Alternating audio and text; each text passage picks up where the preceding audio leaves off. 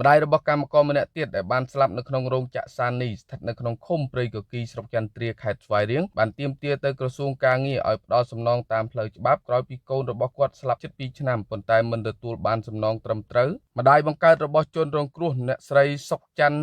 សុខីអាយុ43ឆ្នាំរស់នៅភូមិតាប៉ោឃុំសំឡីស្រុកកំពង់រោខេត្តស្វាយរៀងបានប្រាប់ពលរដ្ឋអ្នកសារព័ត៌មានថាកូនអ្នកស្រីឈ្មោះទិនលៀបសំណាងអាយុ19ឆ្នាំបានស្លាប់នៅក្នុងអគាររោងចក្រសានីកាលពីថ្ងៃទី16ខែមិថុនាឆ្នាំ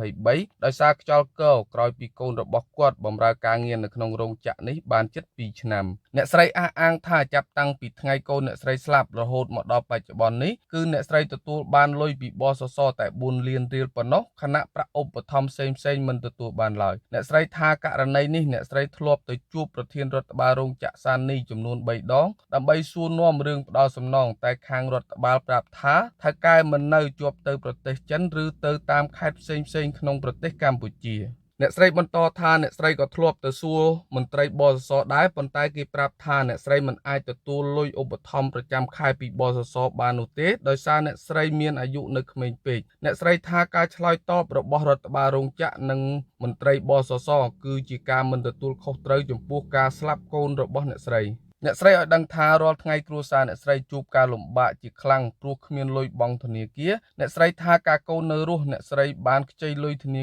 គារឯកជនចំនួន$15,000ដើម្បីយកទៅទិញដីឡូតមួយកន្លែងនៅខណ្ឌសែនសុខរាជធានីភ្នំពេញខណៈអ្នកស្រីត្រូវបង់សងប្រចាំខែជូនធនាគារក្នុងមួយខែជាង$300ខ្ញុំសនំពរទៅឲ្យជួយរកយុទ្ធធម៌ឲ្យកូនខ្ញុំផងហើយមានសំណងសងអីហ្នឹងសង4លានមនុស្សស្លាប់មួយទាំងមូលហ្នឹងដូចតែមិនសមទេលោកក្រុមហ៊ុនអីថាមានសំណងអីប៉ុណ្ណាហ្នឹងក៏មានមកតែខ្ញុំអស់តម្រេះដែលខ្ញុំទៅតាមហើយខ្ញុំអស់តម្រេះហើយតែក៏ខ្ញុំទេហើយខ្ញុំទៅអង្គុយចាំមុខរោងចក្រក៏ខ្ញុំទៅហើយជុំវិញករណីនេះប្រធានមន្ទីរការងារនិងបណ្ដុះបណ្ដាលវិជ្ជាជីវៈខេត្តស្វាយរៀងលោកអ៊ូសុខឿនបានឲ្យក្រុមគ្រួសារជនរងគ្រោះដាក់ពាក្យបណ្ដឹងទៅមន្ទីរការងារខេត្តស្វាយរៀងដើម្បីឲ្យលោកសិក្សាករណីនេះបន្ថែមវិធីដោះស្រាយមានឲ្យគាត់មកដាក់ពាក្យតវ៉ានៅមន្ទីរមកណាដើម្បីយើងខាងខ្ញុំមើលសិក្សាទៅលើករណីនឹងសិនទៅវាយ៉ាងម៉េចគាត់ជួយមកដាក់ពាក្យមកដើម្បីឲ្យគាត់អស់ចិត្តណាលោកហេងសុផាន់រិទ្ធអគ្គនាយករងបសសថ្លែងថាករណីនេះលោកមិនអាចឆ្លើយតបភ្លាមបាននោះទេទាល់តែលោកឆែកមើលឈ្មោះសិនព្រោះនៅទូទាំងប្រទេសកម្ពុជាជនរងគ្រោះមានច្រើនលោកបន្តថាករណីជនរងគ្រោះស្លាប់ដោយគ្រោះថ្នាក់ការងារគឺក្រុមគ្រួសារជនរងគ្រោះទទួលបានលុយសម្រាប់បូជាសពចំនួន10លានរៀលពីបសសនិងប្រាក់ឧបត្ថម្ភប្រចាំខែទៅដល់សមាជិកគ្រួសារដែលស្ថិតនៅក្រោមបន្ទុករបស់ជនរងគ្រោះកាលនៅរស់លោកថាកម្មករស្លាប់ដោយសារជំងឺផ្ទាល់ខ្លួនទទួលបាន2លានរៀលសម្រាប់បូជាសពបាទករណីដែលគាត់ស្លាប់ដោយសារគ្រោះថ្នាក់ការងារយើងទូទាត់ប្រាក់ពិភេកបូជាសព10លានរៀលជូនគាត់ហើយបន្ទាប់មកយើងនឹងពិនិត្យមើលថាតើគ្រួសាររបស់គាត់នៅក្នុងបន្ទុករបស់គាត់ហ្នឹងស្ថិតនៅក្នុងបន្ទុករបស់ជនរងគ្រោះដែលស្លាប់ហ្នឹងឬមួយក៏យ៉ាងណា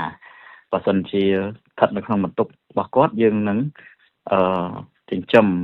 គ្រួសាររបស់គាត់ដែលអ្នកនៅក្នុងបន្ទុករបស់គាត់ហ្នឹងយើងឧបត្ថម្ភជារៀងរាល់ខែនៃប្រាក់ភាគទានដែលគាត់បានបង់ហ្នឹងប្រធានសហភាពចលនាកម្មករកម្ពុជាលោកប៉ៅស៊ីណាមានប្រសាសន៍ថាអគ្គនាយកបសសត្រូវធ្វើការត្រួតពិនិត្យឡើងវិញទៅលើមន្ត្រីបសសប្រចាំនៅខេត្តស្វាយរៀងថាតើពួកគេបានផ្ដល់សំណងឲ្យទៅក្រុមគ្រួសារជនរងគ្រោះស្របតាមច្បាប់ដែលបានកំណត់ហើយឬនៅលោកបន្តថាក្រុមគ្រួសារជនរងគ្រោះមិនទាន់ទទួលបានសំណងតាមច្បាប់ទេគឺមន្ត្រីអធិការកិច្ចបសសត្រូវចុះទៅត្រួតពិនិត្យលើមន្ត្រីបសសប្រចាំខេត្តស្វាយរៀងដើម្បីធានាថាការផ្ដល់អត្ថប្រយោជន៍ពិតជាបានទៅដល់សមាជិកបសសពិតប្រាកដដោយស្របទៅតាមច្បាប់ដែលបានកំណត់ប្រសិនបើមិនចុះអធិការកិច្ចទៅលើករណីនេះទេវាបង្កឲ្យសមាជិកបសសគាត់កាន់តែបាត់បង់ជំនឿទៅលើការទទួលបានអត្ថប្រយោជន៍ដែលខុសពីច្បាប់ដែលផ្ដល់ឲ្យ បាទខ្ញុំគិតថាមកដល់ម៉ោងនេះបើទោះបីរឿងវាកើតឡើងតាំងពី2023ក៏ដោយប៉ុន្តែការផ្ដល់អត្ថប្រយោជន៍មិនបានស្របច្បាប់ឬក៏មិនទាន់ទទួលបាននៅការដោះស្រាយជំវិញការផ្ដល់នៅប្រាក់ឧបត្ថម្ភផ្សេងៗដែលគាត់ត្រូវទទួលជំនួសឲ្យពលរបស់គាត់នោះគាត់អាចទាក់ទងមកខាងសហជីពក៏បានឬគាត់អាចទៅសួរនាំខាងភ្នាក់ងារបសសប្រចាំខេត្តស្វាយរៀងផ្ទាល់ បើតាមកម្មករឲ្យដឹងថារោងចក្រ Sunny Cambodia Furniture Igor មានថៅកែជាជនជាតិចិនផលិតតុកៅអីគ្រឿងសង្ហារឹមសម្រាប់នាំចេញទៅក្រៅប្រទេសមានកម្មករបម្រើការងារជិត 2000 នាក់អគាររោងចក្រសរុបចំនួន 12 អគារកាលពីថ្ងៃទី 26 ខែកុម្ភៈឆ្នាំ